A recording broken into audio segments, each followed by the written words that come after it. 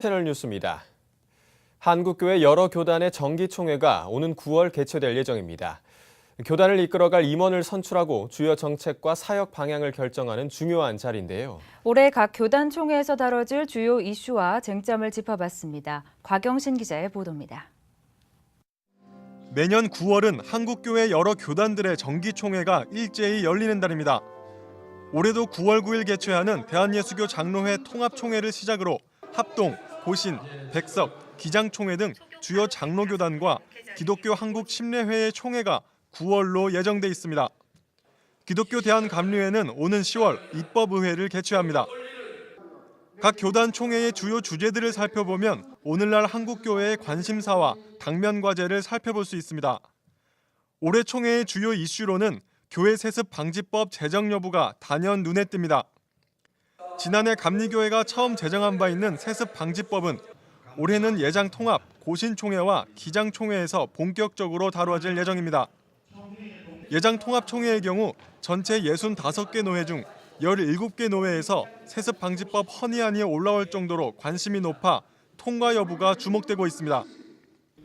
한국기독교 언론포럼 공동대표 지영은 목사는 세습은 교회 내부의 문제만이 아니라 한국 사회 전체가 주목하고 있는 문제라며 세습 방지법 통과 여부에 따라 한국 교회의 자정 능력과 갱신의 의지를 가늠해 볼 수 있을 것이라고 전했습니다.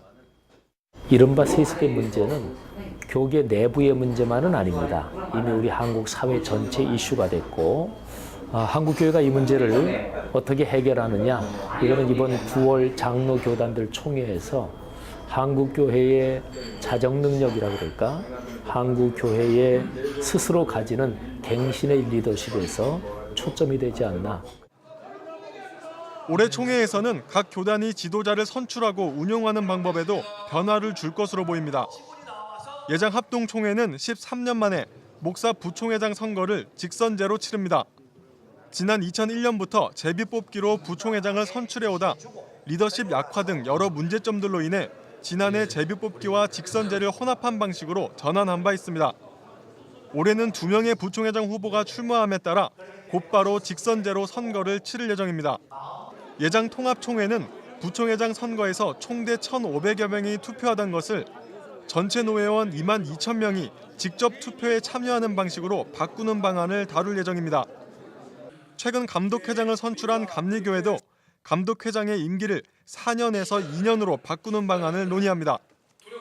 지영은 목사는 현재 한국교회의 리더십 구조에 많은 문제가 발견되는 것이 사실이라며 소수의 지도자가 권력을 독점하지 않도록 제도를 바꾸는 것이 바람직하다고 전했습니다. 특별히 무엇보다 소수의 사람들이 권력을 헤게모니를 독점하지 않을 수 있는 방향으로 리더십을 세우는 구조가 바람직하게 변화돼야 되지 않나.